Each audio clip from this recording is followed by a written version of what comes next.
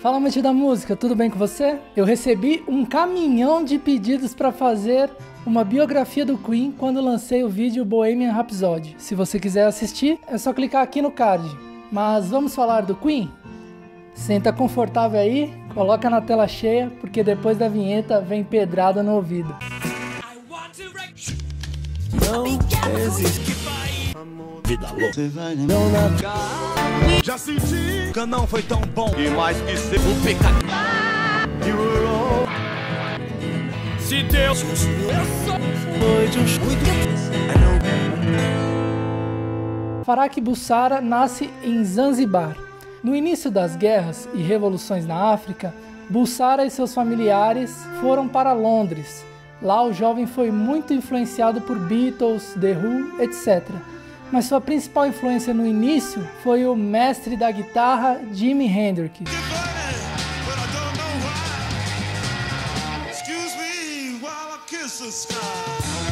Brian May e Roger Taylor frequentavam universidades londrinas no final dos anos 60. May era alto, esguio, de conversa mansa e letrado. Estudava matemática, física e astronomia na Imperial College e seguia se tornando um guitarrista excepcional.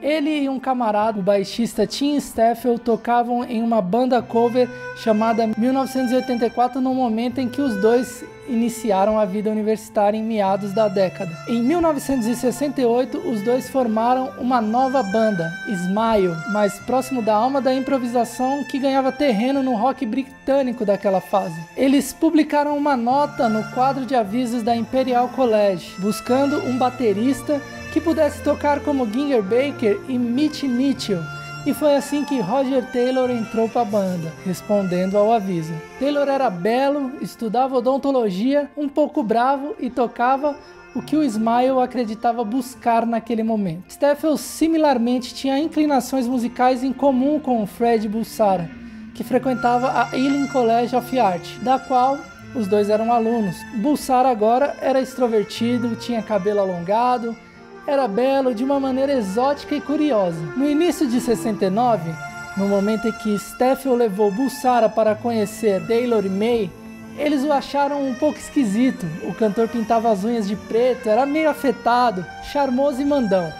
Gostava de cantar blues, porém a influência que tinham eram amplas. Apreciava o autor britânico Noel Coward, a sonoridade erudita de Chopin e Mozart, o estilo vocal de Robert Plant e Ruby Keller, e também Aretha Franklin. No underground de Londres, tentava fazer sucesso com a banda Smile, que tinha Brian May na guitarra e Roger Taylor na batera. Quando Staffel saiu, Fred, que era amigo de ambos e dividia até um apartamento com um deles, foi convidado para o vocal.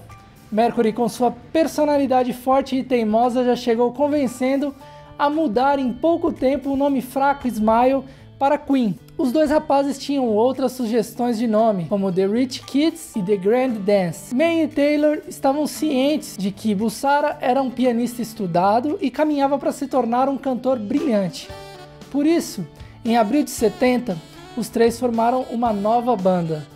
O vocalista já não era mais Fred Bulsara. O novo sobrenome era uma referência a Mercúrio, mensageiro dos deuses romanos. Acho que a mudança de nome fazia parte de ele assumir essa pele diferente, afirmou May. Tiveram diversos baixistas antes de conhecer John Deacon no ano seguinte. Deacon era um outro aluno excepcional, tinha mestrado em acústica e tecnologia da vibração. Ele era acanhado, porém aprendeu rápido, firmado no posto por sua personalidade mais introspectiva, que também ajudou na aceitação. Afinal, ele se sentia o novato da banda e os outros três viviam debatendo entre eles. May até perguntava por que ele não falava nada. John preferia dizer que não queria se meter nas brigas.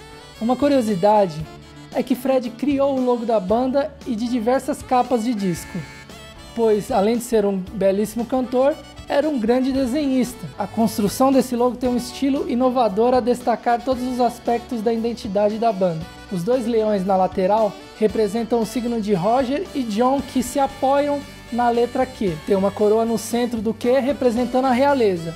Um caranguejo segurando também a letra Q, que é o signo de Câncer de Brian May.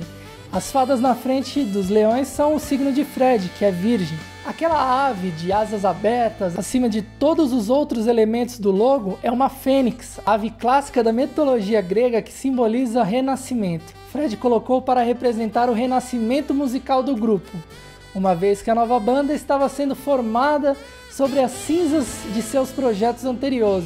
Ficou foda! O interessante do Queen é que os 4 integrantes são fora de série. A maioria das músicas foram compostas por May e Mercury, mas tiveram grandes hits compostos por Taylor e Deacon. No começo eles tinham uma pegada mais de rock progressivo com influência do metal, e foram evoluindo para o que conhecemos hoje. Como toda banda de sucesso genuíno, o Queen no início apanhou como outros grandes nomes. Um estúdio chamado Trident ajudou os jovens, pois a empresa começou a buscar talentos na Inglaterra para agenciar. Afinal, o Beatles, que já tinha tocado nesse estúdio, estava estourado no mundo todo. Os garotos do Queen ficavam lá gravando nos horários vagos do estúdio, mas não conseguiam gravadora. Então a Trident, acreditando no talento dos rapazes, com algumas parcerias, lançam o primeiro disco em 73 com o selo da própria Trident, já que nenhuma gravadora forte quis contratar os meninos. O disco não fez barulho algum na mídia. Eles não desistiram e em 74 lançaram Queen 2. Os fãs mais apaixonados dizem que o primeiro hit da banda é Seven Seas of Rhye, que ficou em 10º nas paradas. Ainda no mesmo ano, sai Sheer Heart Attack, com o grande sucesso Wheeler King, que saiu dos limites da Inglaterra e foi parar nas paradas de sucesso dos Estados Unidos, o que foi muito importante para alavancar a notoriedade da banda. Em 75 sai A Night at the Opera, com muitos hits: Dead Are On Legs, You're My Best Friends, Love of My Life.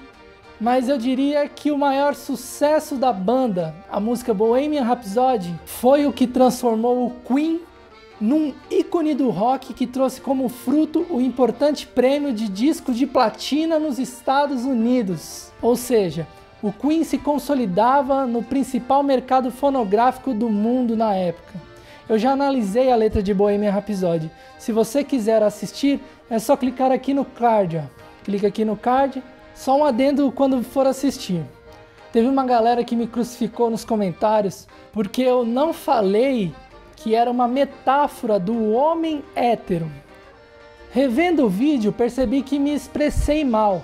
O que eu quis dizer é que Fred matou seu lado hétero num crime passional por Mary Austin. Em 76 eles lançam Day on the Races, com o hit Somebody to Love, que tem aquele toque inicial inconfundível no piano.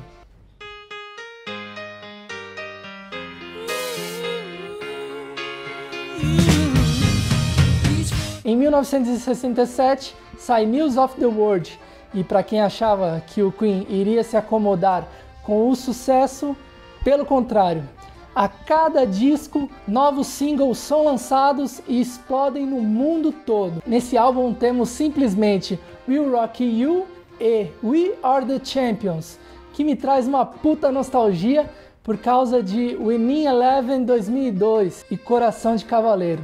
É de arrepiar.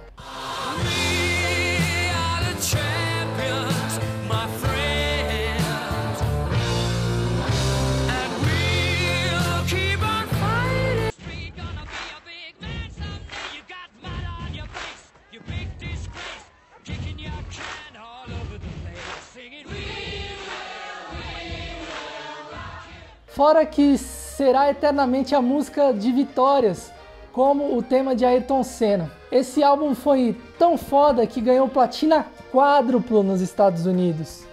Em 1978 sai o álbum Jazz, com mais um hit implacável da banda, Don't Stop Me Now, que já foi reproduzido diversas vezes em filmes e comerciais. A banda volta ao estilo do rock mais puro das origens. As críticas foram divididas em positivas e negativas. Uma crítica que chamou a atenção na época foi a de David Marsh, que escreveu para a revista Rolling Stones: o Queen pode ser a primeira banda do rock realmente fascista. Mas no nível que estava o Queen, qualquer coisa vendia para os fãs apaixonados. Então críticas negativas não atingiam mais o quarteto. Depois de 78 lançaram alguns álbuns ao vivo, pois Freddie Mercury ao vivo era um show à parte.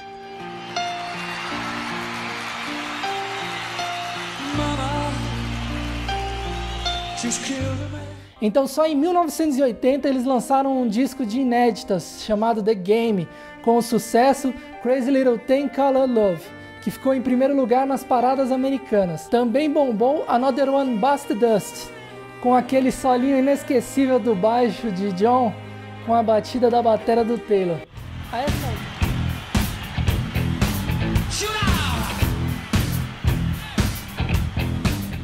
A essa altura, Freddie Mercury já havia se esgotado do visual glam rebuscado da década passada, cortou o cabelão, penteou para trás e passou a utilizar aquele bigodão e aquelas roupas de couro com tecido colado. Era um arquétipo do que ficou conhecido como o visual estereotipado dos gays do final dos anos 70. Um comportamento com o qual o mundo do rock não estava nada adaptado. Ao conduzir essa aparência para os shows, em particular na apresentação de Another One Bites the Dust, em que desfilava pelo palco usando shortinho justo e disparando frases como "morda com vontade, baby", ele parecia estar mais próximo do que, de modo algum, foi uma admissão pública de sua homossexualidade. Em alguns shows na turnê norte-americana da banda em 80, fãs jogaram lâminas de barbear no palco. Eles não gostavam dessa identidade de Mercury. O percebiam como um defensor abertamente gay do rock e queriam que ele a eliminasse. Só que Mercury não tolerava insultos. Em uma apresentação em Manchester, na Inglaterra, no momento em que um cara próximo do palco gritou "Bichona!", o cantor pediu que a equipe de luz jogasse o holofote na plateia para achar o elemento. No momento em que isso aconteceu, Mercury gritou ao microfone: "Fale isso novamente, querido!" O provocador, que era um puta de um grandalhão, se encolheu todo diante da plateia. Alguns meses depois, eles lançam um álbum que é trilha sonora do filme Flash Gordon. O filme não fez muito sucesso se compararmos à trilha. Aliás, acredito que esse é um feito inédito no cinema. A trilha se destacar mais que o filme. Em 82 sai Hot Space, que eu acho muito foda essa capa e que carrega uma das parcerias mais bacanas da música britânica, nada menos que o mestre David Bowie. Sim, eu estou falando de Under Pressure, mais um rifle chiclete do Queen que fica tatuado no seu cérebro desde a primeira vez que você escuta. Mesmo assim, o hit não alavancou as vendas e o álbum não rendeu muito. Mas em 84, Queen se reinventa com o disco The Works, arrebentando o mar de fãs com Radio Gaga e principalmente I Want to Break Free.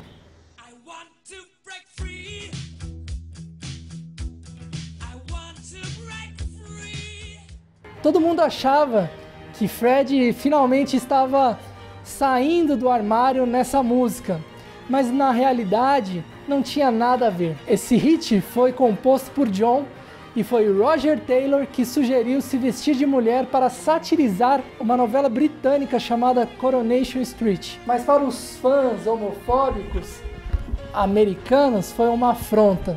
Eles não gostaram nada do clipe e começaram a repudiar o trabalho de Freddie Mercury e seus companheiros. Esse clipe foi até censurado na MTV.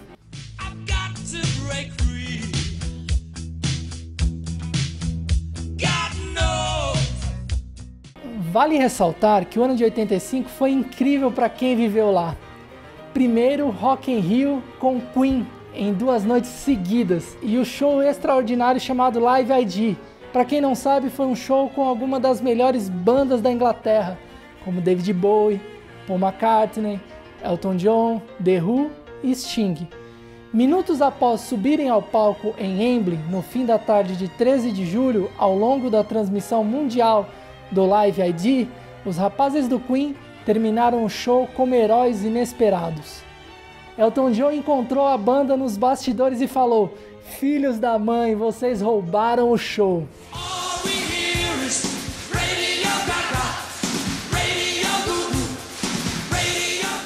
Brian May revelou depois: "Aquele foi o melhor dia de nossas vidas." Em 86 saiu o disco A Kind of Magic, e a maioria de suas músicas foram utilizadas no filme Highlander. Destaco a música Friends Will Be Friends, Who Wants to Live Forever e A Kind of Magic.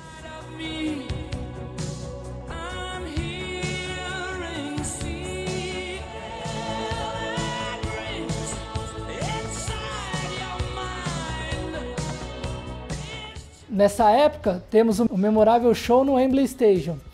O Queen encontrava-se no auge em todas as perspectivas. Era uma das melhores performances ao vivo de bandas da época. Só que enquanto isto, Mercury sofria mudanças drásticas e imprevisíveis de temperamento. Em uma treta na Espanha, ele falou para o Deacon: "Não farei isso para sempre. Certamente esta é a última vez."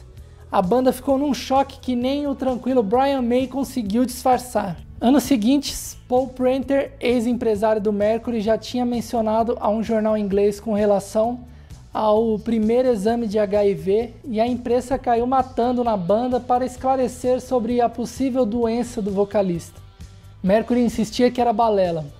Alguns amigos imaginavam que ele tinha piorado a doença no fígado por encher a cara todos os dias. Se bem que em 1987, Bárbara tinha reparado cicatrizes na cara e também nas mãos de Freddie Mercury, possível sinal da doença sarcoma de Kaposi, corriqueira em portadores da AIDS, antes do progresso dos medicamentos contra a enfermidade. No ano de 89 sai The Miracle, aquela capa curiosa que faz uma fusão entre os quatro, fazendo uma figura de linguagem como a banda era alinhada e tinha harmonia musical entre eles. O álbum foi terminado no começo de 89. O vocalista queria iniciar logo outro disco. Esperava gravar o máximo que pudesse, porém teria de expressar a razão aos companheiros. Ele convidou a todos nós para uma reunião na casa dele. Relembrou Taylor. Mercury contou a eles: "Vocês possivelmente percebem qual é a minha dificuldade. Bom, é isto. E não quero que faça nenhuma alteração. Não quero que ninguém saiba. Não quero conversar sobre isto nunca mais. Apenas quero permanecer trabalhando até morrer. Apreciaria ter o apoio de vocês." May disse que ele, Taylor e Deacon ficaram devastados. "Saímos e fomos para um canto passar mal. Foi a única conversa direta que tivemos com relação à AIDS. A confirmação afetou o conteúdo do novo álbum. Innuendo, de 1991, produziu uma união, uma proximidade", disse Taylor. May afirmou que nos momentos de composição, os músicos sabiam que iriam encarar o ponto cabal da história do grupo, porém os hábitos da banda dificultaram a comunicação sobre isto. "Não conversávamos sobre as letras", falou o guitarrista em 2004 à revista Mojo. "Estávamos envergonhados demais para conversar sobre elas." Innuendo aborda a morte iminente de uma maneira tão memorável e linda quanto qualquer obra poderia aspirar fazer. E faz isto sem um minuto ao menos de autopiedade. "Ele foi muito meticuloso perto do fim", afirmou May.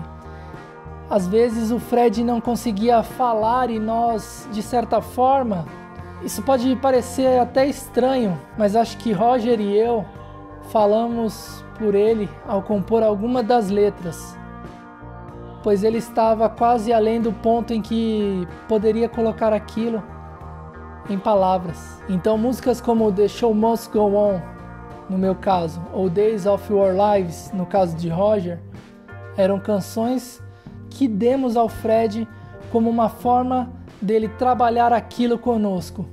Isso não foi divulgado. Éramos nós tentando encontrar o final antes de chegarmos lá. Taylor acrescentou: estávamos determinados a ficar juntos até o final. Estranhamente tinha alegria, continuava May. Fred sentia dores, mas dentro do estúdio existia uma espécie de proteção e ele podia ser feliz e tirar proveito do que mais gostava de fazer. Às vezes isso durava pouco tempo por dia, porque o cantor ficava muito destruído. Só que durante aquelas horas, rapaz, ele dava muito de si. Quando não conseguia ficar em pé, costumava se apoiar em uma mesa e beber vodka, falando: vou cantar até sangrar. Após Innuendo, mais uma vez queria continuar gravando e finalizar outro álbum se possível. Fred disse: escreva coisas para mim, continue me dando palavras, eu cantarei. O resultado foi lançado em Made in Heaven, de 95. Ele continuou pois gostava daquilo. Mary Austin contou há alguns anos. Jim Hutton, namorado de muitos anos de Mercury, que morou com ele até o fim, concordava. Se não fosse pela música, ele não teria se mantido vivo. Mercury morreu no meu ano de nascimento, 1991. Fizeram um tributo em 92 junto com outras bandas fodonas da época.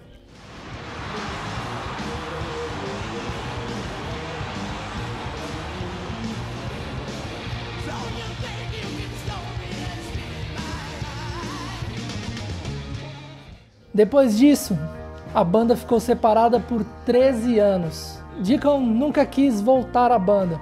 Ele realmente se aposentou.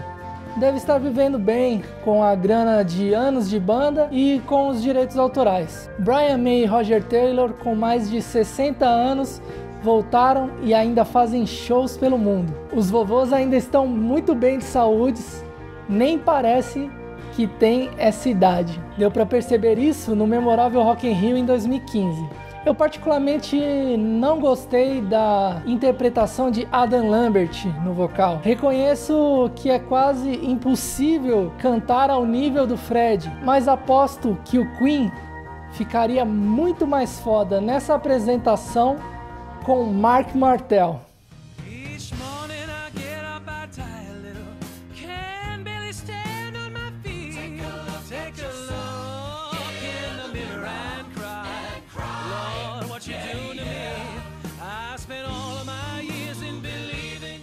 Espero que você tenha gostado. Se gostou, deixa o seu like e se inscreva no botão vermelho. Depois clica no sininho do lado para receber todas as notificações. Eu sou um grande fã do trabalho do Queen e se você assistiu até aqui é porque também curte o trampo deles. Eu tenho um sonho e acredito que você poderia me ajudar a realizar. É muito simples. Só você enviar no direct do Insta deles, que é o @BrianMay4Rio e o Roger Taylor4Rio, pois seria uma honra saber que eles assistiram o vídeo e quem sabe ter a opinião deles. Eu tenho certeza que se você me ajudar, eles provavelmente vão assistir esse vídeo. Então conto com você nessa. Desde já agradeço você que compartilhar. Vídeo novo toda quinta-feira. Muito obrigado pela sua audiência. Tchau!